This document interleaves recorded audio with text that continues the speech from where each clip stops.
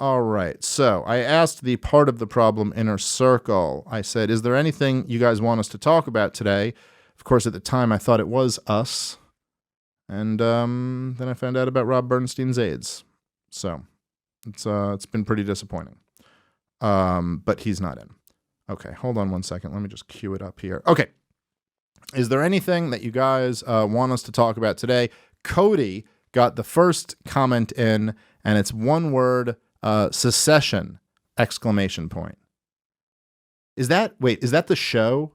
Is there a show called Secession, or is that Succession? The show's Succession. The show is Succession. Okay, so this is Secession. Because I'm sorry, people have been telling me I need to watch the show. So I haven't watched the show. If you meant the show, I have no comments because I haven't watched it, but I've heard it's good. Secession, the idea of seceding from the Union, I'm all for. I'm all for it. In fact, more and more, I think that's our only hope. And I used to, I think that it's become more and more something that doesn't quite seem so crazy. I mean, it's still a little bit crazy. It's crazy on giving up. It's kind of like a marriage. I mean, sure, it's not really a voluntary marriage. It's like an arranged marriage that somebody else decided for you. You were going to be a part of this thing called the United States of America. And I get where, for the normie, it is the idea of seceding and the country breaking up would just seem so crazy because you're like, this marriage was so great. It was like the greatest marriage ever. We achieved things no other marriage has ever achieved, and that is true. But that I remember when I used to talk about this on when I'd be on cable news shows. So not even with normies, but with like political pundits. And I'd talk about how I think the country should break up. And that would be the best thing we could do, is just dissolve the United States of America, break up. We already got 50 state borders anyway. Let's just be 50 different countries. Why do we need to be together? And people would be like, that is batshit crazy. But then I remember talking about it in the post-Trump world after he got elected. And people are more and more kind of like, yeah, I see what you're saying. I mean, why does it make any sense that Brooklyn and Alabama, or New York City or New York State and Alabama, why are they in the same country? I mean, like, they despise each other. Both of them think the other one's pure evil. I mean, like, imagine a marriage where both of you think the other one is pure evil. Well, what's the answer? What do you do there? You split up. It's obvious. It might be hard or painful or whatever. You try to make it as pain-free as possible, but why would you want to be together? Why would you want to?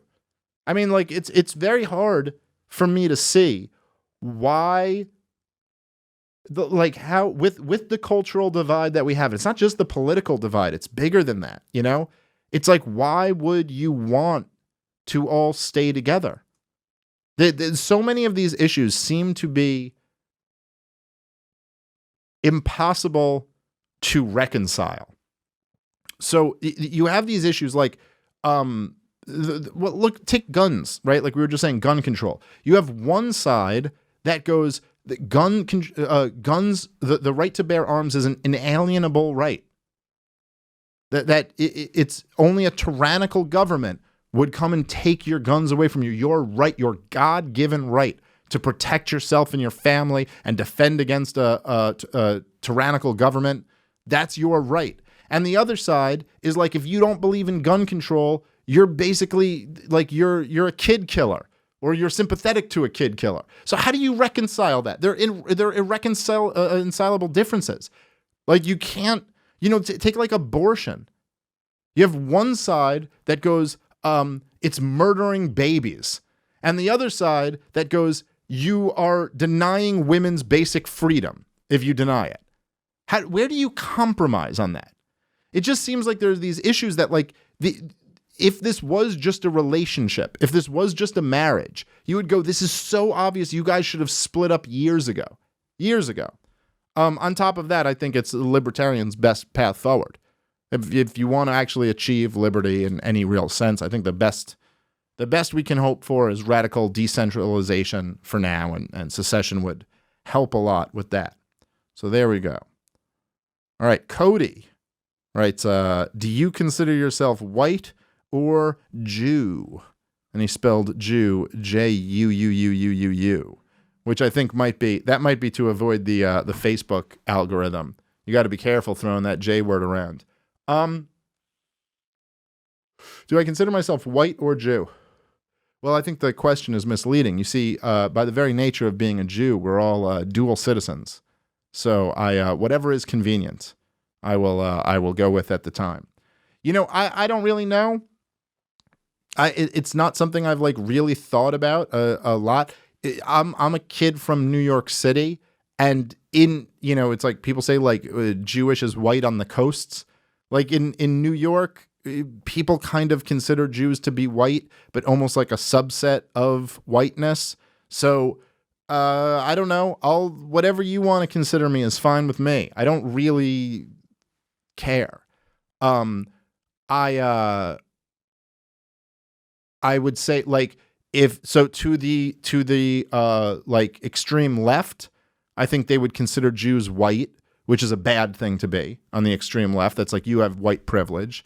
And then on like the alt-right, they would say you're not white, then you're a Jew, so that's the bad thing to be. Or it's like, I don't know, whatever. I am what I am. I guess I would say that, and maybe this is part of the reason why some people who probably lean more toward the alt-right or whatever, why some of them still listen to me. I'm sure most of them probably don't care for me very much. But I guess my impulse in some way is that when people talk about like the Jewish question or something like that, and this is why I've done a few podcasts on this topic, I don't think it's a topic that you shouldn't be allowed to talk about. I do notice things around me. Like I notice that there is this weird double standard where somehow Israel is like all Democrats and Republicans all come together to unquestionably support Israel. I'm not a fan of that.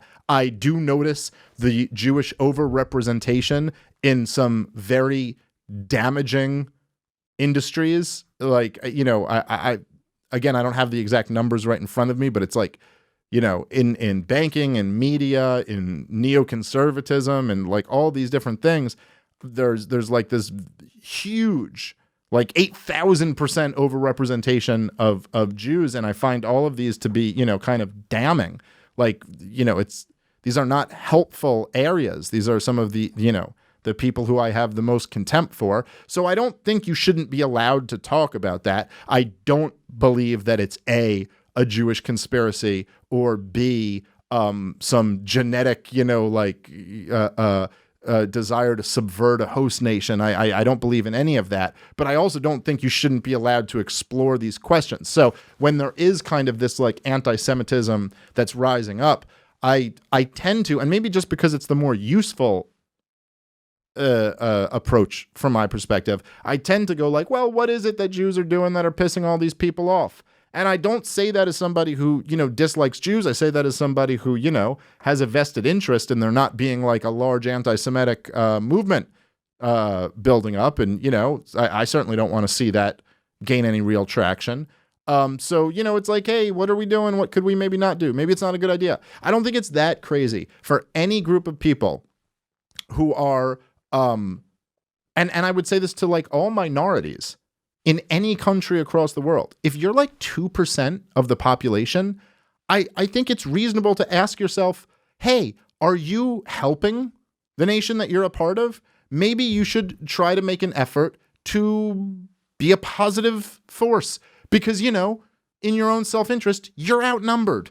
So if you're kind of fucking over a lot of people, that's not a great strategy because they might realize, and then they might be kind of pissed off, and there's 98 of them for every 2 that there are of you. So maybe that's not the best idea. So that's kind of my impulse with the Jewish question. It gets me in trouble on all sides. It's one of these issues that it's just kind of like the alt-right guys think I don't go far enough. Everybody else thinks I'm alt-right for even talking about it. It's, I don't know, whatever. And as far as the white part goes, I do, I'm very just turned off by the openly anti-white bigotry that's completely accepted in polite society in America in 2019. I can't stand it. I just think it's horrible. It's like, I don't know. I don't hate white people. I guess I consider myself a white person. I don't really know. Like, yeah, I guess I do. But like disproportionately, my friends have always been white. Some of the best people I've ever met have been white. And just looking across the world, I feel like white Christians have done okay. I don't know. It's like, yeah, there's bad and good in it all, but like most of the places that I want to live are probably predominantly white and predominantly Christian. And I don't think they should be hated. I also was turned off by like bigotry on the alt-right and different guys there, but like there's nothing about that that's like dominates polite society. I just don't see that.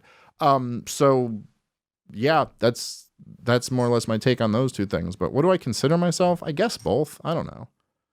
Thanks for watching, guys. Just want to tell you real quick about Monday.com. It's a great management tool for any business of any size. Go to Monday.com/problem. You get a 2-week free trial. Check out that awesome service. Thanks again.